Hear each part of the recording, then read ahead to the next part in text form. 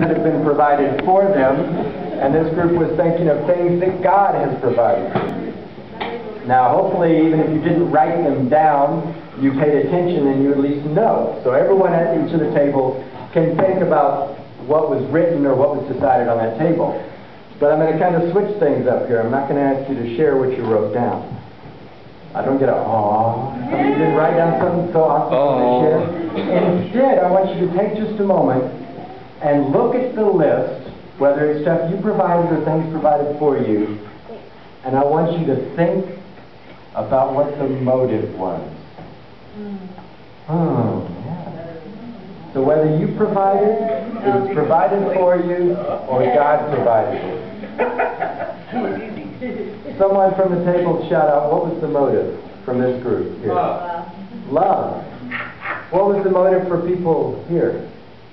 Love. What was the motive over here? I think everybody's copying everybody else, is it? Plagiarism. They're just all doing the providing, whether you're giving or receiving, the underlying motive seems to be, from this unauthorized poll here, love. But is love the incentive on why you provide for someone else? No, I don't think so.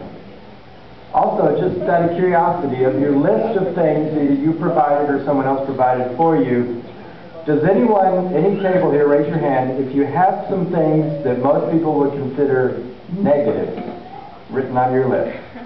Raise your hand if any table has anything negative written on their list. You did get something. What is that? I was substitute teaching all this week for 9th grade science. Oh. And they provided a challenge. A challenge, yes. Step up a little higher, prepare a little better. We are going to be talking today about God providing. But we do need to be aware that not everything provided is positive. Think, if you will, about the story of Jonah. Most of you know the story of Jonah in the Bible. Jonah. And think about the things that were provided in that story. If you look through the Bible and you find the word provided in the English translation, you will see that God provided a big fish to swallow up Jonah.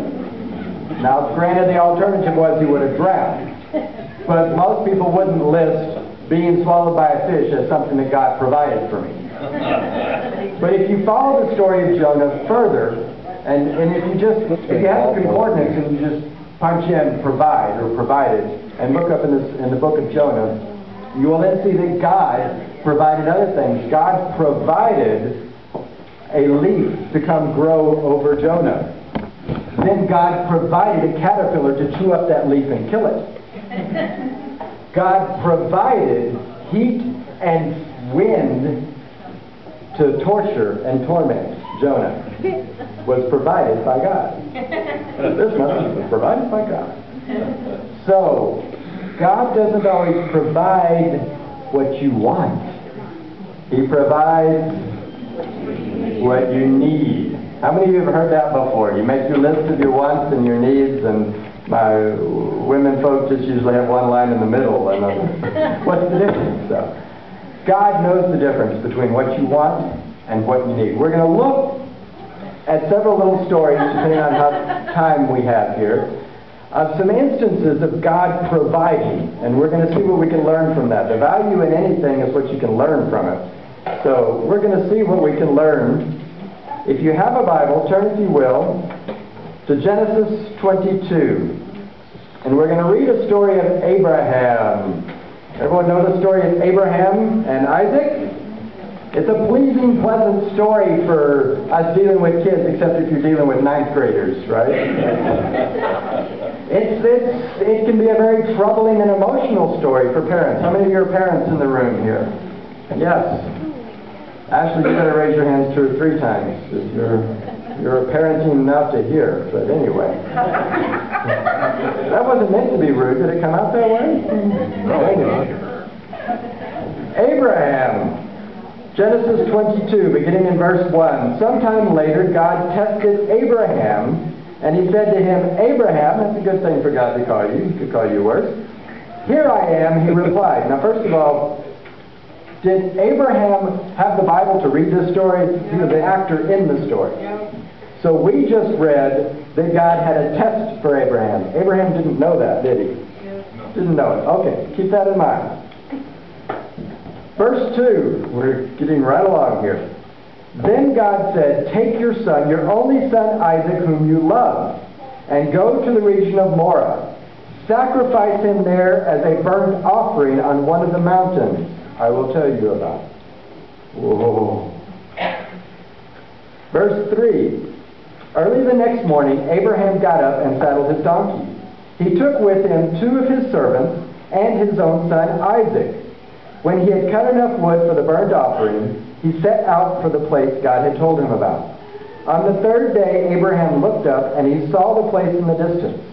And he said to his servant, "Stay here with the donkey, while I and the boy go over there. We will worship, and then we will come back to you."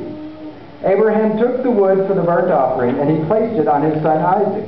And he himself carried the fire and the knife. As the two went on together, verse 7, Isaac spoke and said to his father Abraham. Let me continue to set the picture here before I continue. How many of you have ever spoken to anybody? Do you normally look at them when you speak to them? Sometimes. Sometimes. I would say normally. That is one Lego monstrosity. But anyway, not part of the sermon anyway. But I'm looking at it. When you're talking to your children, quite often you look at them.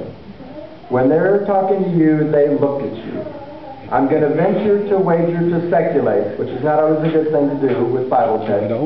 But I bet Abraham and Isaac were looking at each other into the eyes when, as the story continues, in verse 7, Isaac spoke up and said to his father Abraham, looking at him, "Father?" "Yes, my son," Abraham replied. "The fire and the wood are here," Isaac said, "but where is the lamb for the burnt offering?" Isaac noticed something wasn't present, so he thought. And Abraham answered, "God himself will provide." God will provide. God himself will provide the lamb. Lost my place. He will provide the lamb for the burnt offering. And the two of them went on together. When they reached the place God had told him about, Abraham built an altar there and arranged the wood on it. He bound his son Isaac and laid him on the altar on top of the wood. Then he reached out the hand and he took the knife to slay his son. But the angel of the Lord called out from him, "Abraham, Abraham." "Here I am," he replied. Verse 12, "Do not lay a hand on the boy," he said. "Do not do anything to him. Now that I know you fear God, because you have not withheld from me your son, your only son." In verse 13, he looked up, and there in the thicket he saw a ram. Caught by its thorns, he went over and took the ram and sacrificed it as a burnt offering instead of his son. So Abraham called the place Jehovah-Jireh, which means the Lord will provide. And to this day it is said, on the mountain of the Lord it will be provided. Abraham had faith. So much faith that even though what he thought quite possibly could happen, what God clearly told him to do could happen, he didn't waver and didn't use his human logic to say, "Oh, I can't do what God's asking of me." He had enough faith and trust in God. He knew God would provide. And he continued to do what God wanted him to do. Being a Christian isn't always easy, is it? Sometimes we're tempted. Matter of fact, we're told in 1 Corinthians 10:13, "No temptation has seized you except what is common to man. And God is faithful. He will let you be tempted. He will not let you be tempted beyond what you can bear. And when you are tempted, He will also provide a way out so you can stand under it." God has promised He's not going to tempt you beyond some way that He will provide a way out of the situation. But Abraham Isn't he amazing? Those of you who are parents can really appreciate this story. I'm assuming you love your parents, you love your kids, right? We heard here in the Bible that Abraham did love Isaac. And still he was following through with what God said. How much trust did he have in God? Do we have that same amount of trust? We've often heard the phrase, or we use the phrase, our daily bread. God will provide our daily bread. God will provide what we need each day. He'll just give us enough. But are we taking our daily bread only because we can see the whole loaf in the pantry somewhere? We're taking our day's portion because we know there's more. We can see it. But what if we can't see it? Abraham did not allow his trust in God to be based on what he could see God provided. He knew God would provide even if he couldn't see the end. Are we at that point? How many of you had breakfast this morning? Is anyone still hungry? I've provided a little food. I think the label fell off of some of these cans. Oh, look. Someone on this side of the room. I'm providing you with something nutritious. I'm providing you with something fun. Oh, here's one of the labels. What does that say? It says Skippy Skippy Premium Strips and Gravy. Ooh. Dog food. Huh. 2 of these cans have dog food in them. Probably this one. You can picture what dog food looks like. 2 of those cans have refried beans in them. Both the Picture same. what it looks like. I hope no one tells me that man prepared our lunch today. He's smiling and I'm scared. Should I?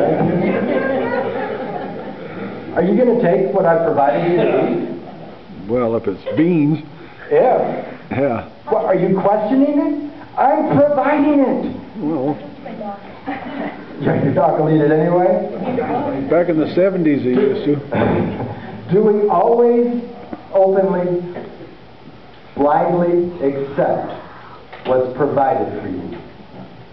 How do you know if you should accept what's provided for you? You have to know the person providing it. How can you trust what someone is offering to provide you unless you can trust the offerer himself?